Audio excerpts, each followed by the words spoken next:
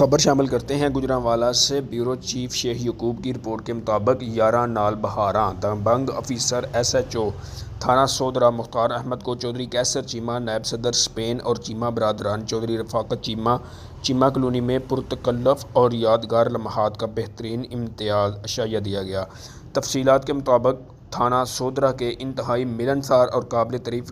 دبنگ officer مختار احمد کے اعزاز میں چودھری کیسر چیمہ نون لیگ نائب صدر اسپین چودھری رفاقت چیمہ چیمہ کالونی میں سنگت ساتھیوں کے ساتھ چودھری تنویر چیمہ آف اسپین رانا علی اصغر نثار احمد چودھری منور سندھو چک نظام چودھری عمر چیمہ چیمہ کالونی والے کی طرف سے بہترین استقبال کے ساتھ ساتھ کھانے پر مدعو کیا گیا۔ اس موقع پر چودھری کیسر چیمہ صدر نون لیگ اسپین کا کہنا تھا کہ ایس ایچ او تھانہ سودھرا مختار احمد پنجاب پولیس میں ایک ایسا قیمتی ہیرا ہے جو ملک پاکستان میں جرائم پیشہ افراد کے لیے ہمیشہ کے لیے خطرے کی گھنٹی بن کر سامنے آیا ہے۔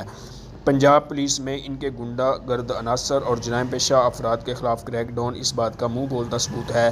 کہ ملک پاکستان کو ایسے بہادر، نڈر اور بے باک افسر کی ہمیشہ سے ہی ضرورت رہی ہے۔ میں اپنے سنگت ساتھیوں اور چیمہ برادران کی طرف سے دونوں ہاتھوں سے اس محب وطن کو سلوٹ پیش کرتا ہوں